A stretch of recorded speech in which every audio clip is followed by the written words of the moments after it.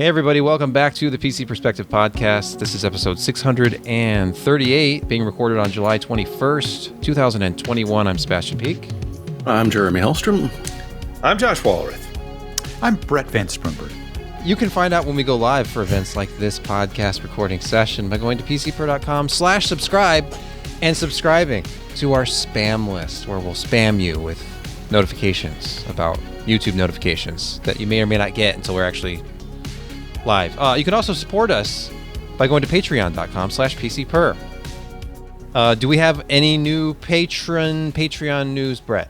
I want to thank Mr. Zarek, who has a really cool avatar image. I just want to say, very, very Deadeye kind of thing going on. So, okay, great to have you here. Thank you for supporting this whole crazy going on and keeping this the wheels on the bus. Thank you very much. Smoothly transitioning to camera 2 burger of the... So I've had this one multiple times before.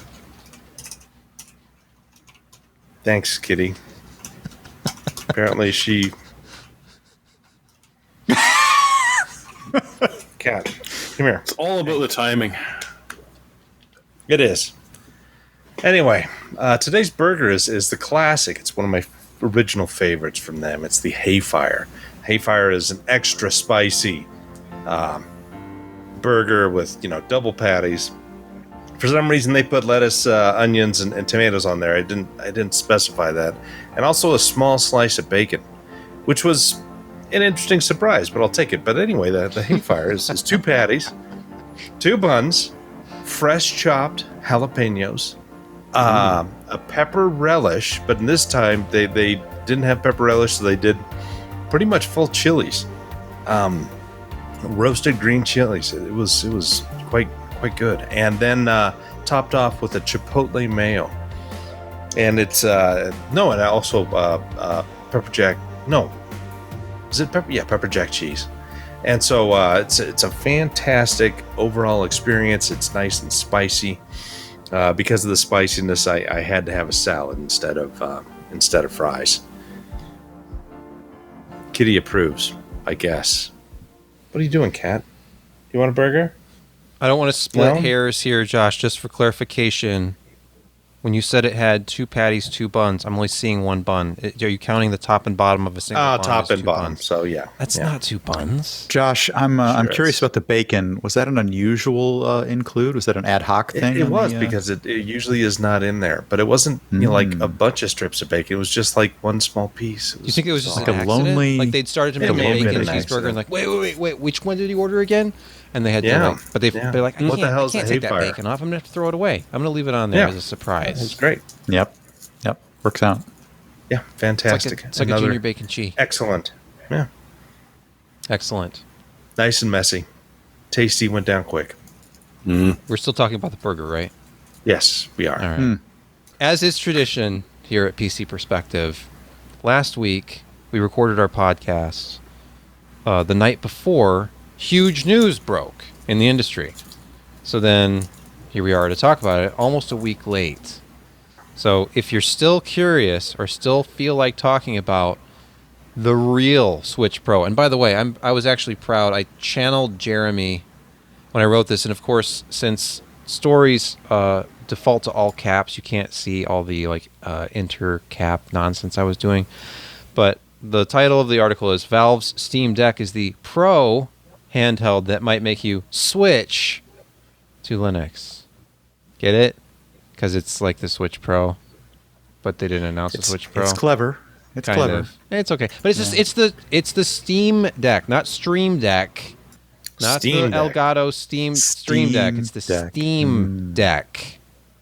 So you had 2 clever vectors going on. I don't know why it's the Steam Deck, but it's an AMD powered handheld for PC gamers, writes Sebastian Peak at PCPer.com. And if you're not familiar with the specs yet somehow, and you care, it's AMD. It's basically like mini PS5. Think about it that way. Because it's a custom APU with Zen 2 CPU cores and RDNA 2 GPU cores. That's right, I said RDNA 2. This is that mythical RDNA 2 powered APU that we so desperately need in the age of zero graphics cards availability. But it's going to be in a handheld PC. What do you guys think about this thing so far? It's not GCN. Oh my gosh. That's all you have Good to for say. them. It's 4 to 15 watts. Yes. And it's custom silicon. The display is 16 by 10. Yeah, and Very it's nice. Nicely played. If you're wondering how will I be able to play my library of Steam games on something that's only up to 15 watts, well, the screen resolution is 1280 by 800. And I mean, I used a laptop with a 1280 by 800 screen in 2009 as my everyday machine. It was fine. And this has significantly smaller pixels than that because the screen's only 7 inches, so I don't think it'll look bad. 215 PPI, I believe. That's fine Something like that. for something that's not close to you. The Nintendo Switch is fairly popular. Has about a 7-inch screen. It's only 6.2. The new one has a 7. I think maybe you undersold it at fairly, but yeah. Right. But it's a 1280 by 720 display. So this one is a little bit taller, 80 more pixels vertically, but essentially the same form factor as a Switch. And instead of playing Nintendo games, you have your whole Switch library, or your whole Steam library. Steam. Yeah. Until somebody hacks a Switch emulator onto it, but sure. Well, right, because it's a PC. It's the most it's a Linux. gaming It's a power Linux you've ever PC. held, says the Stream Deck website. It's $399 if you get the one that has eMMC, 64 gigs. 64 gigs. Yep. If you want an NVMe SSD, which I think is just a little 30 millimeter one, It's the short one, yeah. It's going to cost you It's what, $599 $599? Yeah, $599. $529. Now they do Yeah, if you want to imply do $529. Let's not spread misinformation. $529. All right, yeah. And then the 512 gigabyte model, that's the 529 is for $256. The 512 gigabyte model is $649, so $120 more to double. Or 819 in Canada. But the other I have interesting this- thing. Go ahead. Go ahead. No, I have this to say about eMMC. It's robust. It's not very fast, Okay. but it is thanks. robust. Yep. Yep. The more expensive model has anti-glare etched glass, Brett. Does that sound familiar to you? Who You know, it etches kinda their does. glass? Well, there's a little company with a fruit in its name. Yeah. So, plus you get some other. Yeah, but it goodies. comes in an exclusive carrying case. I see Yeah. that. They do throw Wait, that I in. thought you got That's- okay, there's a different carrying case. I will. I'm gonna be transparent here. I ordered one. I ordered the Good for middle you. one. In fact, okay, what I did was I ordered the chance to buy it later because that's how this works. You reserve it for $5 because $5 proves that you're a human being, I guess. And then yeah. when it's available, they'll email me. Apparently, Did they give you that $5 back? if I cancel the pre-order, No, I'm if assuming you it go through goes with the order. towards the price. I hope so. I hope I'm not paying $5 for the privilege of buying this later. yeah. I mean, I think you might be. Great. Okay. Well, Hey, you know what? I heard that all of the variants were equipped with the NVMe interface, but I would assume I so. think they throw in a caveat as far as being user accessible. They say don't. I read through their website, and they say, while it is replaceable, don't even try. Not sure why. And that's You know, definitely no. going to stop everyone. No, it will stop no one. Yeah, but Well, how maybe many it's my 1 stuff, some people- terabyte of those mini cards have you ever seen? The 2230s? I haven't seen it. Yeah, yet. not Not really many. any. So that does explain a little bit the fact that it is over $100 more to get a 512 because it's going to be a more expensive form factor. I don't know. Anybody order one of these? Are you interested? Yeah, I am. I think if I didn't know it was $5 to get in line, I think I'm going to go probably do that. Well, at this point, It looks, based on the pictures that I saw, it looks physically larger than a Switch. yeah, I think it is a and- little bit Yep. chunkier. Another important difference is to note that there is a dock. I did see that there was a dock, USB-C connected, so it's not like a physical kind of drop-in connection like people would be used to with the Switch. It's Which is it's a USB-C. wired. Well, yeah, but it's physically on the dock versus The dock they're is just implying a piece of that plastic. it's wired. Yeah, I know. Yeah. I own one. Brett, do you own a Nintendo Switch? Do you have one in your house? I have had it in my house, No. more than one in my house multiple times, yes. Oh, okay. My kid spilled a soft drink on somebody that we knew's Switch. Nice. Oops. Not really. Oh. Josh. He's 19 years old, and he just spilled it. It's like, Let's. Yes, Let's David, look at the the- dock Luckily is it a was USB-C cleaned off cable. quickly. Yes. It has those square trackpad things on both sides, in addition to analog thumbsticks and a D-pad. There's just a whole bunch going on here. And they went with the left-right mic, too. I thought that was boy, I interesting. wonder if you can disable the trackpads. You have to be able to, because Yeah. you get hot and heavy into a game with your thumbsticks, and you start dragging over the trackpad. Mm-hmm. That ain't good. Well, and if you're really hot and heavy, it's got a gyro in it, so it actually moves and changes your aim point if you move the damn thing as well. So yeah, you could get really interesting with that. That's even more Switch-like, as is the location of the active cooling fan vents.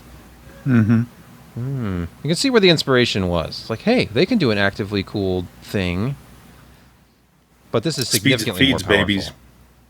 16. That Yeah, is- speeds that is and a feeds, man. lot. You know, it's a 4-core, 8-thread. That's just a lot of CPU and GPU for that much wattage. I'm kind of impressed. You I know, mean, we all knew 7 nanometer TSMC was good, and it's interesting that Valve has apparently more than enough money that they can contract services for AMD for custom silicon. I'd imagine that is not inexpensive. Yeah. You know what else is not inexpensive? Putting 16 gigs of LPDDR5 on board. Quad channel. Well, Interesting. quad Wow. 32-bit channels. But still, that's a decent Yeah, amount it's of got good bandwidth. granularity. Yeah.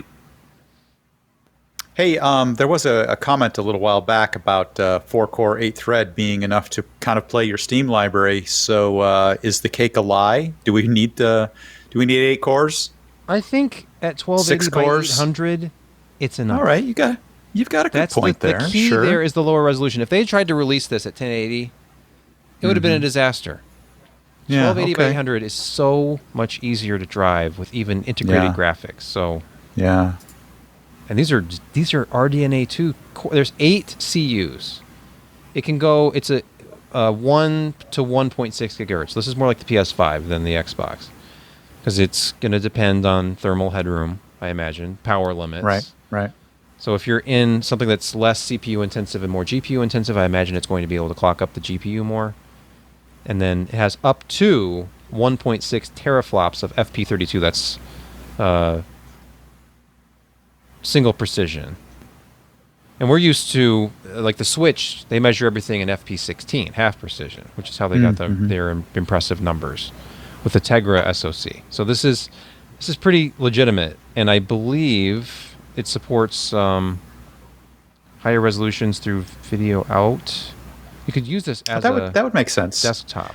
If you I wonder wanted. if they're going to do FSR. Yeah, it's Yeah, interesting. maybe. Let's see. It's I have essentially to see- VSync enabled too because it's locked at 60 hertz. Yeah. Let's see. That's USB for with sure. DisplayPort 1.4 alt mode support up to 8K 60 or 4K 120. Doesn't say anything about variable refresh rate. USB 3.2 Gen 2. And all of these have, regardless of storage, they have a UHS-I. It's a high-speed micro SD slot. You'd kind of want it to be. Yeah. Which apparently you can store your games on. So if you don't mind slightly slower loading times than, say, the NVMe option. Or install random software on. True. Well, I mean, it's running a version of Arch, right? SteamOS Yeah. or whatever they're calling it is Yep, it's based on Arch Linux. Correct. And that was the other big concern is, well, what do you mean my whole Steam library? This is running Linux. Put Windows on it. You would never want to put Windows on something that you want to be efficient. Yeah. I don't want my Steam Deck constantly rebooting to install even more bloatware updates. But Think of your battery life. Think of your battery life, people. there's this thing called Proton, and Yep. they're going to be working from now until this launches in December on getting even more support for this. So that was the pledge, was that they were going to be working with developers and getting this thing ready. So you have marquee games that you can play on it right away. And Proton, it adds there's a little bit of overhead But I mean, you're playing Windows software on Linux, so it's the fact that it works as well as it does, especially again for something with the screen resolution this low, it should be okay. I'm looking forward to it. I think I got my pre-order in time for the first wave. I might be wrong about that. It might be Q1 2022 instead of, or was that the earliest? Because right now, if you order, I think Q1 22 was the earliest. Okay, because right now it's Q2 if you reserve. Oh, okay. So you missed out on wave 1. No problem. Right. You can be in wave 2. And there was all sorts of problems initially. If you looked on Twitter right when it launched, it was crashing for everybody. You couldn't log into Steam. I tried for about 5 minutes, finally got logged in, and then it took me another 5 or so to actually complete the purchase. Yeah, apparently they were having some issues that day. Yeah. Well, apparently the demand is there, or it was just bots. We never know. Can you mine on it? It's 15. I don't know. That's a lot of LPDDR5 on there. I mean, yeah. Next topic. This anytime I see these words, I think of Josh. GlobalFoundries. And then Josh. There are some rumors swirling around, Josh, are there not? They're rebranding themselves. What else? No longer is there a globe. What else? Well, they're going to build another fab in New York. Yep. And they're expanding the Nuremberg fab as well. Okay, let's talk about the news from last week. Are they playing hard? Are they playing hard to get? Change. Are they playing hard to get, Josh? There was a rumor that Intel's going to buy them for $30 billion. True or false? Yeah. Nobody knows. GlobalFoundries says no. Okay. Mubdala is not saying anything, and Intel's sort of not saying anything.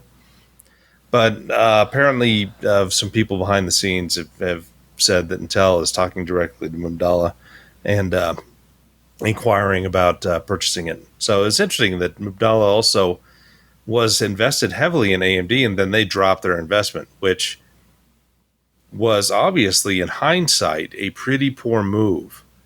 But, who would have thought that AMD would have rebounded as well as they have, which, historically speaking, they always seemingly have. So that was a bad move on Mubdala.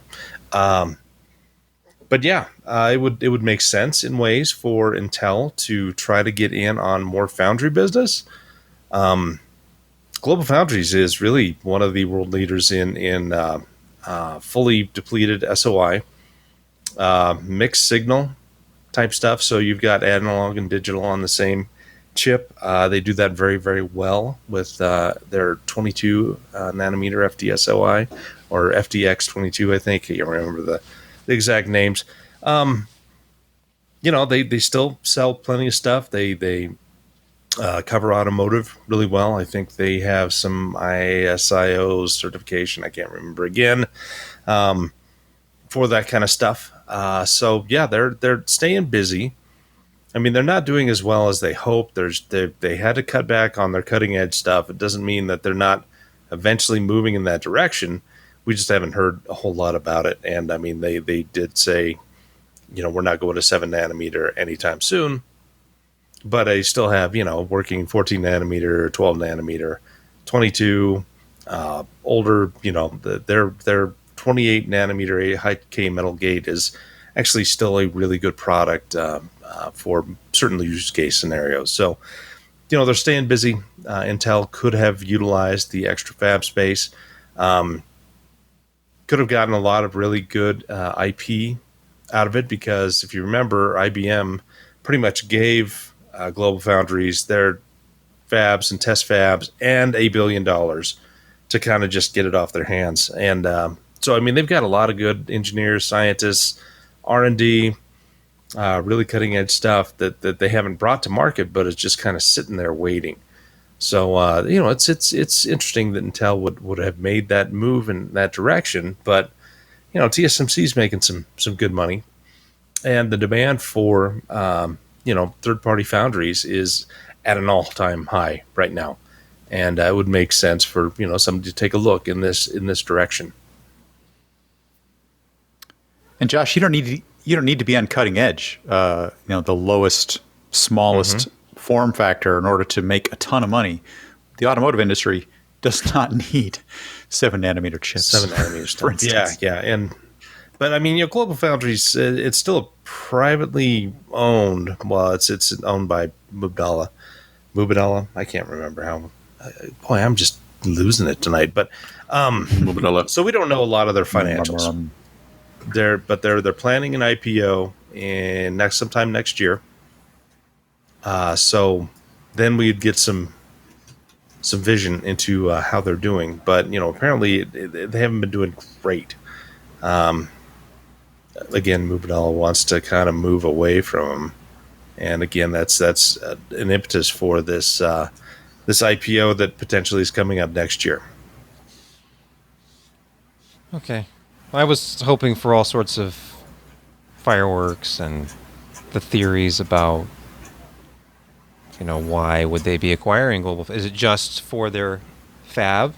Do they need this? Well, I mean, they don't need it, but they've had several, attempts to open their own fabs up to third-party foundry work, and that has not gone swimmingly. And so buying up these guys and being able to, double your wafer capacity and still have all of these other relationships with the other companies, you're able to kind of balance out all of your manufacturing, even in times where CPUs may not be selling as well, or you don't have a product that is as competitive, and sometimes you have some fab space that could be utilized in other things, that they'll have this knowledge and base to kind of lean upon to help them through. So I don't know. I mean, that's entirely speculative there, but we'll see. All right. Well, I don't think it's going to happen, though. Oh, you don't? It was interesting, but it's probably not. The acquisition, you don't think it's going to go through? But what about the tantalizing prospect of anti-competitive? Yeah, it's going to be a tough sell, especially with the U.S. government, spending upwards of $25 to $50 billion in domestic manufacturing, and suddenly Intel comes in and scoops in GlobalFoundries, and that's it's Intel who now has GlobalFoundries, and there's like Micron and Samsung who have foundries in this country, and that's pretty much about it. Yeah. I thought TSMC was building something in Arizona. Is that They're building true? not here yet. It's like 2025. There's a hole. Okay. But we need it now. Now. Doesn't help me And get a GPU Intel, now. I thought Intel also got U.S. government dollars to help them build something also in Arizona. I thought that was the case. There's this story going around about this MMO that I just heard about this morning because of this, called New World. And it's from Amazon. And isn't that exciting? An MMO from Amazon that's in a closed beta right now. Who cares? Well, turns out that allegedly, if you have an RTX 3090, you should care because you will brick it by playing the game. And only RTX 3090s somehow. I don't know. There's theories about this, about the way that it has like a split power delivery on certain cards, or the capacitor issue rearing its head again. Mm-hmm. But and here's the issue. A uncapped frame rate in the menus. We're talking thousands of frames per second in a menu until the switching components on the card just explode and it doesn't work anymore. So That's expensive.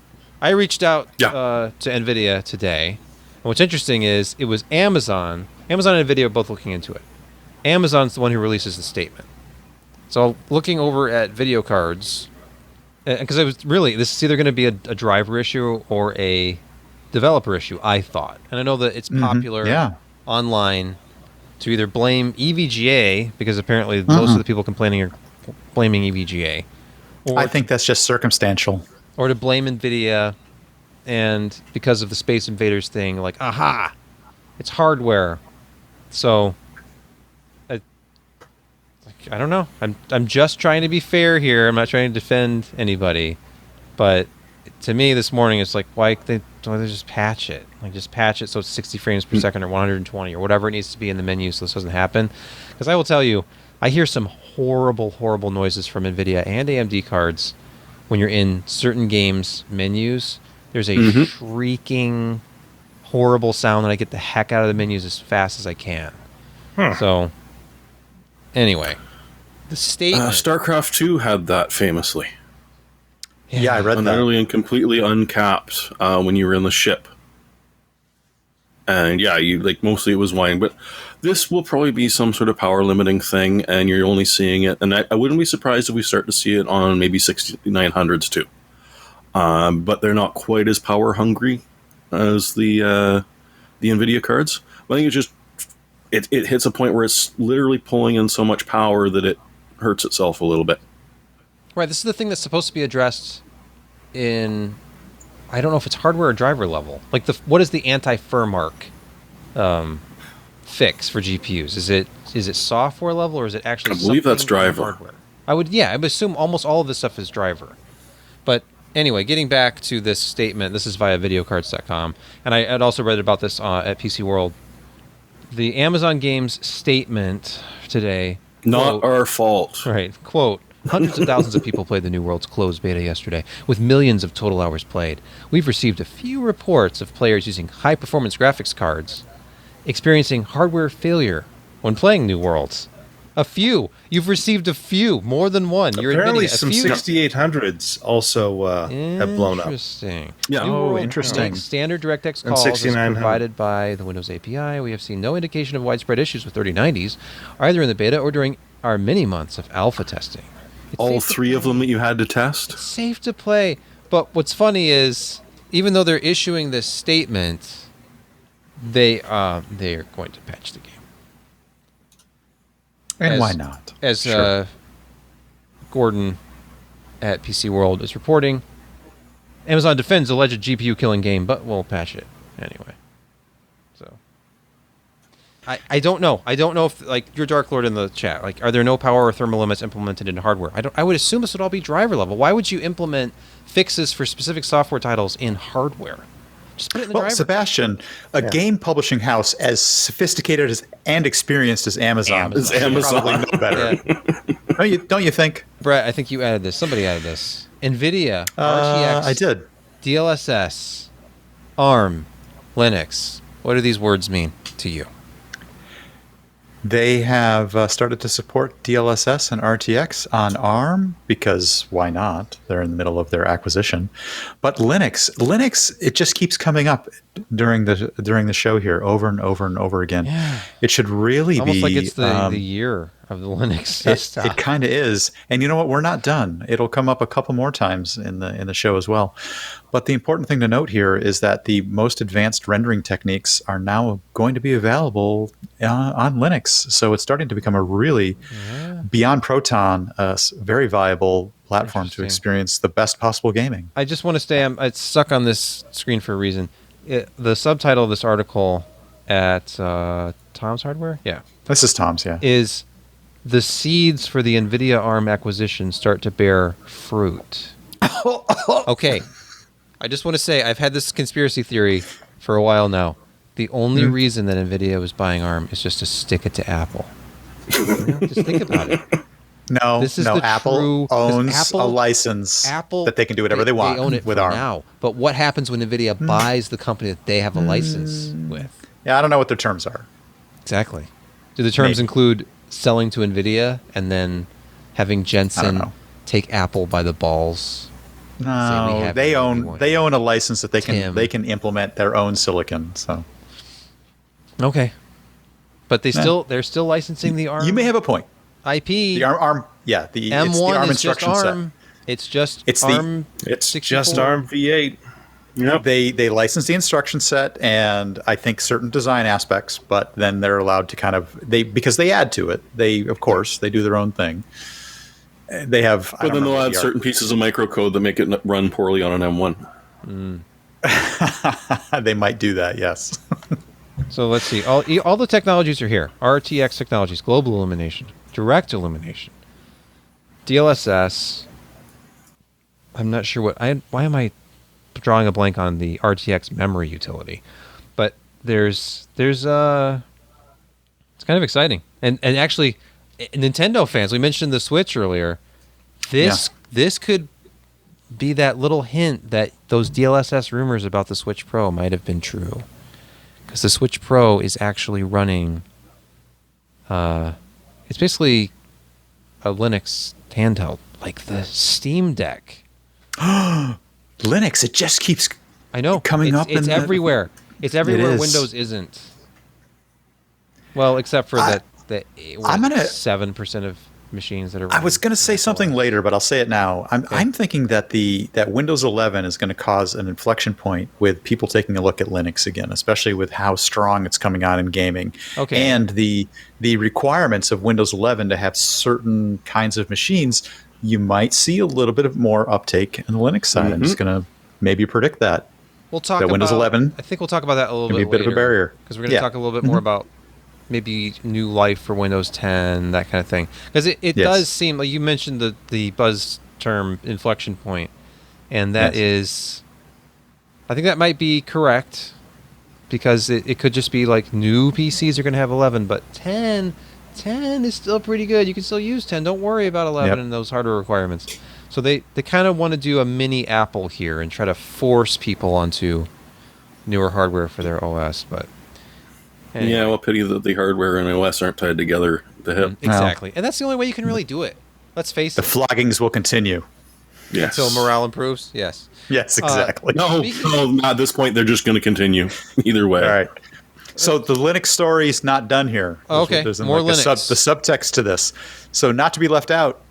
So there's that A sub underneath 4. FSR has been hacked into Vulkan games on Proton's Linux. Proton, obviously, for game playing on Linux. But yeah, there's an FSR hack to bring it to all Vulkan games being under Proton. Nice. So even FSR is being brought to Linux. The Linux story just keeps expanding and is looking better and better for gaming. It's unofficial. I mean, it's open source now. It's officially open source at this point.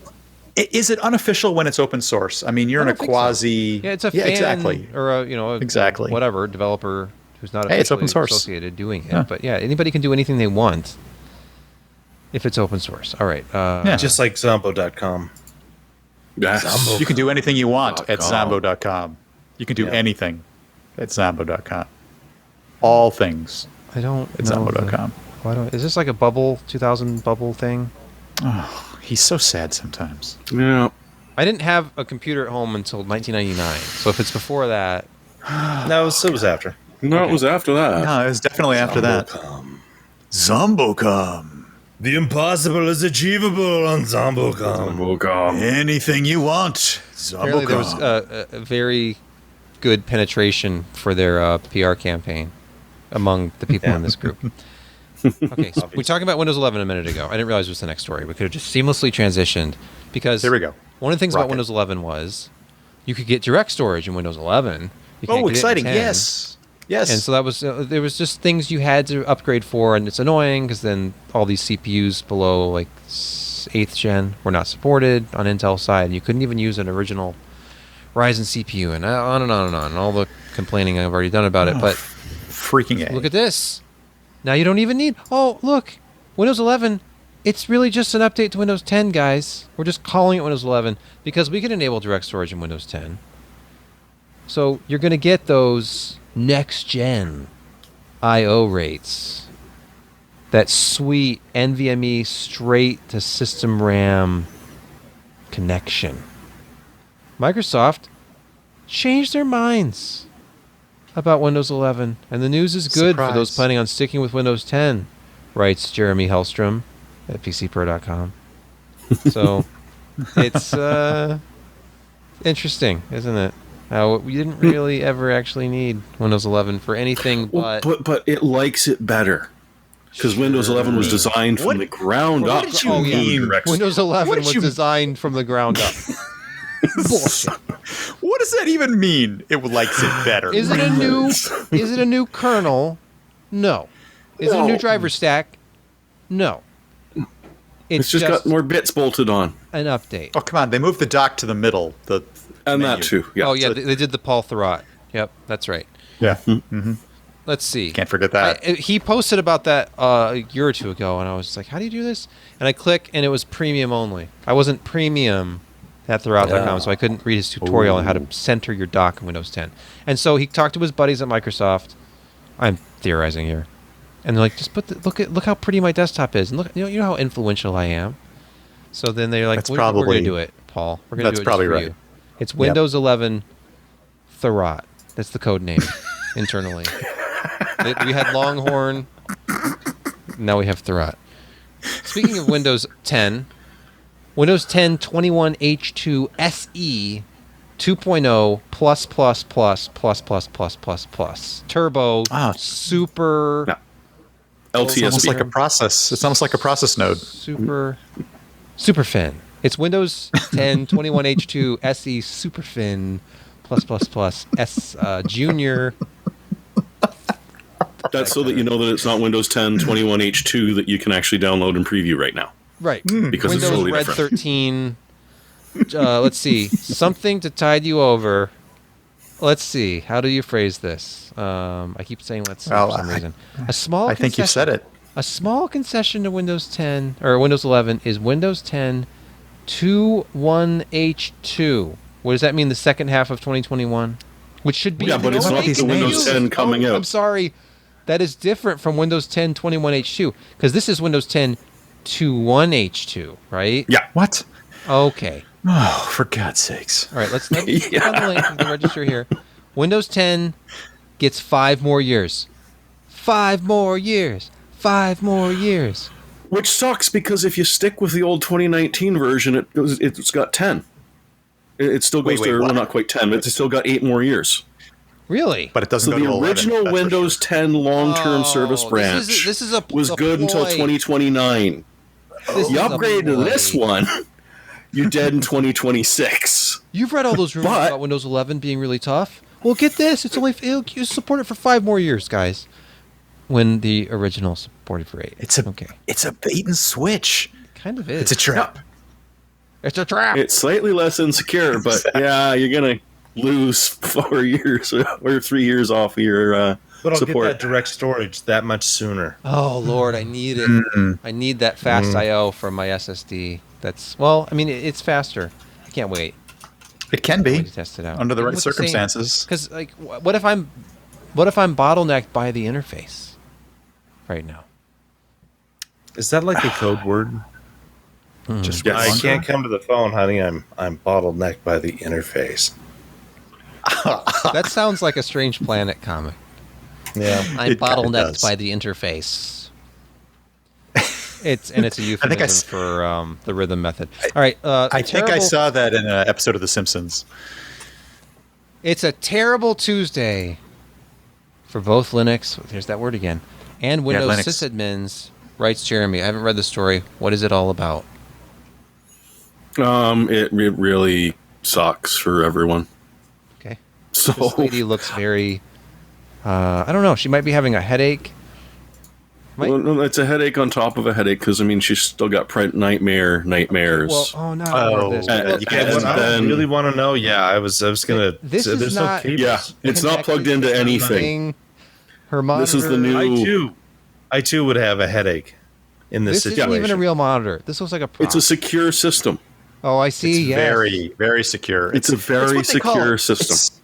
It's air gapped. That's Is this? what that means. I think this is a Logitech mouse, and if I'm not mistaken, they've just cut the cords off of wired models here. They're always telling us to cut the cords. They're not even using a wireless one. Anyway, what were we saying? She's mad because nothing works. Right, it's like, and look, she's even are these clips? She has a 3-ring binder here. It looks like they're not. Are these unclipped? She's like, Well, if they're her clipped, she elbow. is now stuck in there. yeah, her shirt is caught on the 3-ring clip. Oh, what were my we saying? There was this picture gave me so much that I had Yeah, to go with it's and I'm glad you noticed. And it keeps giving. She just It thought does. she was posing for a stock photo, but it tells a story. She It tells an entire the story. future isn't accurate. She's definitely embarrassed she was in this story. Let me tell you that. Oh, for sure. Well, she's embarrassed but that she's not getting residuals from us because we're absolutely not paying her anything, or using the photo with any attribution whatsoever. Yeah. All right, so someone was playing around with Windows 11 and realized that the SAM, the security account manager, which is where all the hashes of your passwords and various system passwords and keys are stored and encrypted, was set so that a normal user could read it. And the second you're able to open it and read it, guess what? You will find a way to decrypt the damn thing. So they pointed out and said, well, that was kind of silly of you to overlook that. And some other people are like, wonder if it's there on Windows 10. Oh crap. As of some of the later patches, they've also set it on the volume shadow copy. So literally anytime you install a major Windows update or an MSI installer, a shadow copy has created a snapshot of your system, which includes the SAM, which is readable to someone who just can access it, as opposed to having to run as an admin or a service or anything. So those are hashed. They're hashed. They're still hashed. Take some work. It'll take some it'll work take a little bit of work. It depends. But you'll get able to get... You'll get the system, and this is a great one for corporations, you'll get the password of the account that was used to create on the first Windows install. So you will get the corporate root account. It will also give you some of the system hashes, which essentially are the whole encryption key for that install of Windows, so you can just decrypt whatever the heck you feel like if you can just get your hands on that one hash.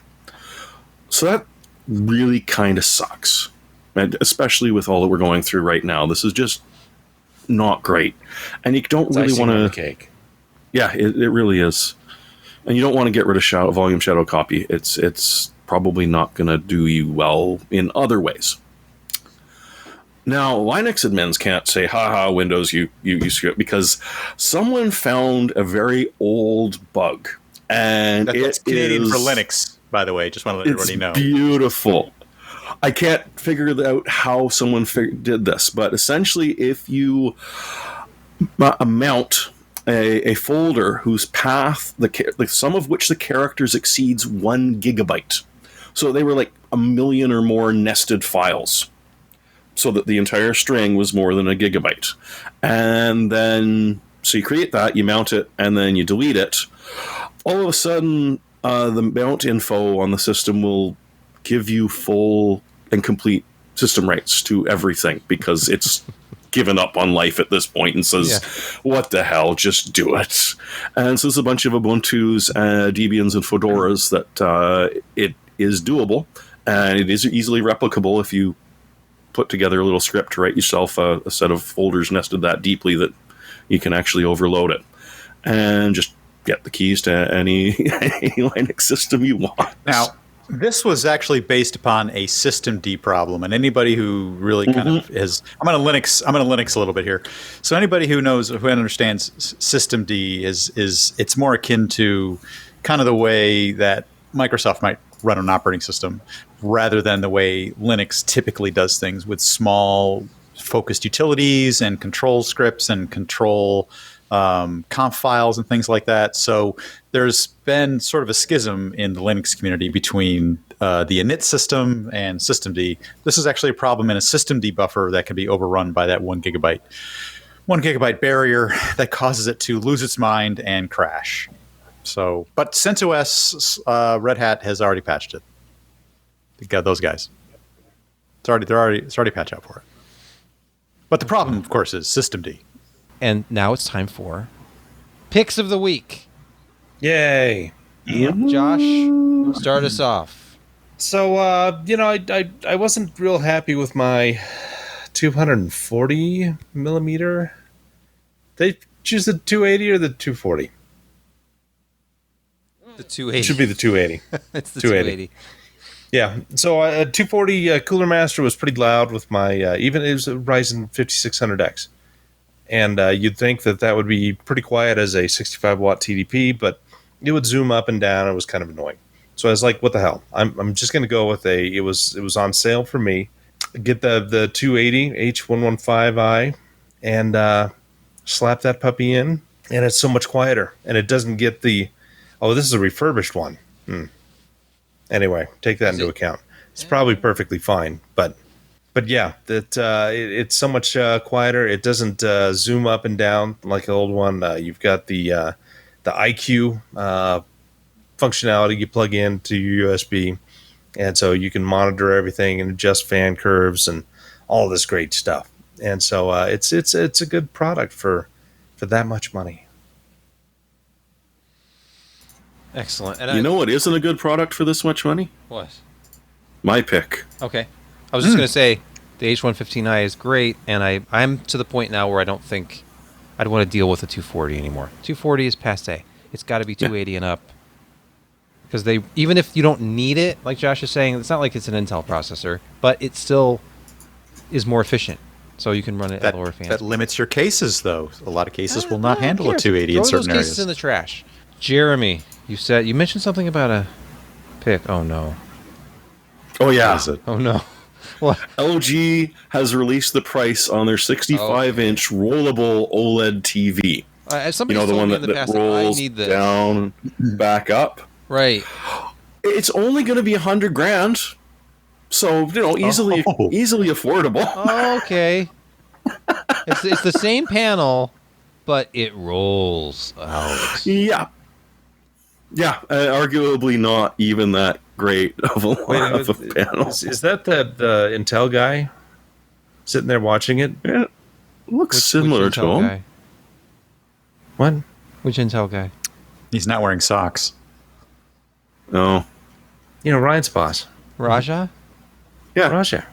Okay, maybe. See, he's Is the another only picture of person who him? could Hold afford. on. Is it? No. I mean, look, Raja's a pretty good-looking guy, but this guy looks a little bit more like a professional model here. Oh, poor Raja. I'm sorry, Raja. I mean, Yeah, and that's a different view. That's line view in.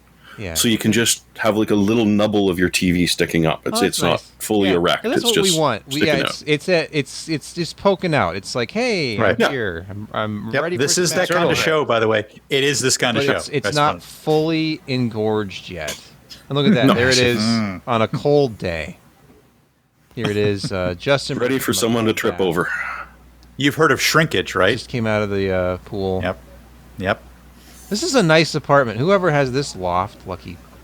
Well, they can afford a $100,000 TV, Exactly. so I mean, and that's what this is for. This is for the super rich. It's an inane toy of the super rich. And it's The inane toy of the because super rich. I have a OLED LG, what is it, B series, a B6 from 2016, and after 5 years of near constant use, I still don't have any burn in because I kept the screen shift feature turned on where it constantly moves the screen a little bit from side to side. And boy, does this one ever move. yeah, yeah. But mine has corner damage. There was some sort of impact that nobody has confessed to. But still, even if I Shocking. Can we have a replace segue? this, even if I we have a replace segue? this, What did your son break this week? nothing. Yeah, That should be a podcast. Even should. if Shit, I my son replaced broke. my TV every time my son breaks it, Wait. I would still never spend this much in my entire life to have a 65-inch OLED at all times. This price is ludicrous. Yes. It's like those gold-plated iPhones with jewels encrusted in them. Oh, hey. What was that Mac sales this week? Brett. Actually, mine is TV related as well. And But it's it from is for, MacSales.com. but they actually do tend to pick up. Stop it. They do tend to pick up some things that are universal in their application. This is an interesting TV wall mount. It'll take up to like 170 or 180 pounds. So you can do Not pull-ups for on monitors. this. You practically could. But the interesting thing about this is it allows you to tilt the TV, but it allows you to tilt it totally flat so you can get at the back to wire it. No. So This is so you can mounted. put it. No, this is for bed. This is so You could. you can mount the TV You above your could. face. This Yeah. is So the that dream. when the earthquake This is happens and it falls, That's No, but it's not strong. what it's meant for. It's strong. It is. It says it right here. 180 for- pounds. For sleepers. Let's see. You It's could. designed to make The installation vase- of flat panel TVs and monitors a one-person job. Easy installation. It's because it allows it to tilt to get to the back. It's I would very put this sturdy. over a bed. Seriously. You could. You definitely could. Who likes having to awkwardly prop themselves up? Like you have that weird kind of like leaning against the back of your neck thing, and kind of trying to get comfortable against the pillows. Nobody wants that. Put it directly over your face. Yep, you can just reach up over your head and just kind of pull it down, and so you're like laying straight in the back, looking up, and there it is. Only 12 available. 12 65-inch. But look at the price. It's $35, man. Now, this is VESA 200, so this isn't good for monitors, but most TVs have this spacing, especially, larger 50 plus, 40, 42, 48 probably plus. Televisions have this VESA spacing, so this is a reasonable, very sturdy VESA mount with a tiltability. Oh, okay. Lots of 42-inch and larger are typically going to have this spacing. Mm-hmm. So, but that $35, man. Get yourself a 65-inch OLED, though. Hey, $150 normally, as they say. $150 normally priced. Well, this seems like a heck of a deal. Yeah, it's probably a lot less. The shipping is just $85. And stop! Wait, actually, it says free shipping on most orders $49 and up. So you've got to find. I know you can throw do a couple of. Brett, everyone owns an iPhone, right? $15 worth of stuff. Throw in a couple of lightning cables.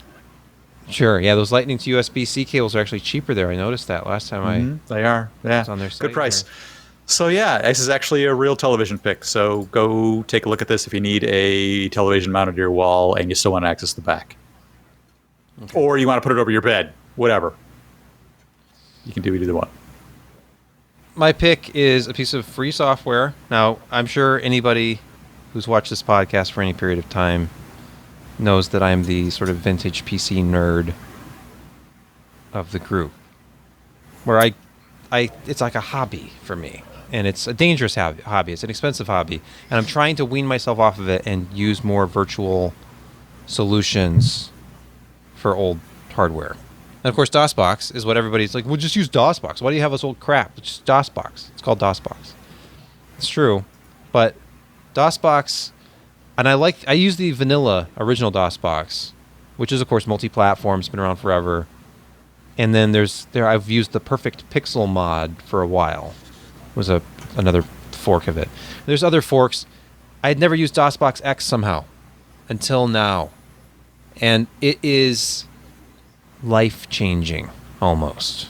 That's overselling it a little bit, but it's absolutely phenomenal. It's when you actually load it up, it isn't different necessarily. It just looks like DOSBox, but you actually have a menu that makes it so much easier to configure things.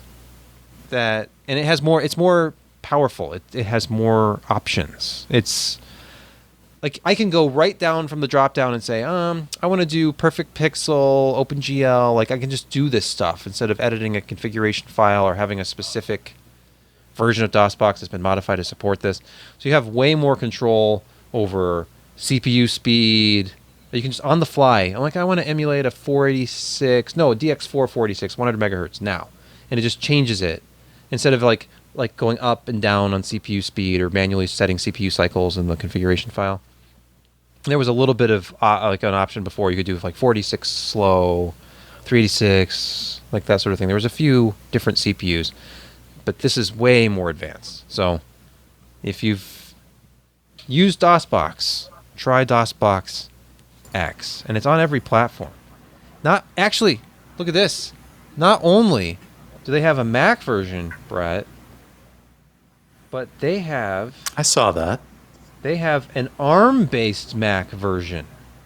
Oh my. You can run this natively on an ARM-based Mac. You can run it on Linux. You can run it on Windows. Windows XP. You can run it on a Windows XP device. Apple was very stingy about... I could load up Archimedean Dynasty on this and play it in Glide. Yeah. I'm kind of interested in the PC98 capabilities of this. And I really want to get Windows 98 running in it. That would be great. Windows 98 running inside of DOSBox X? Yes. That's crazy. On an M1, you could do that. Even more crazy. On that note, honestly, I'm going to thank everybody for watching / listening this week, and we will, in all likelihood, be back next week to do it all again. So, thank you. Until then. Thank you. Good night. Good night.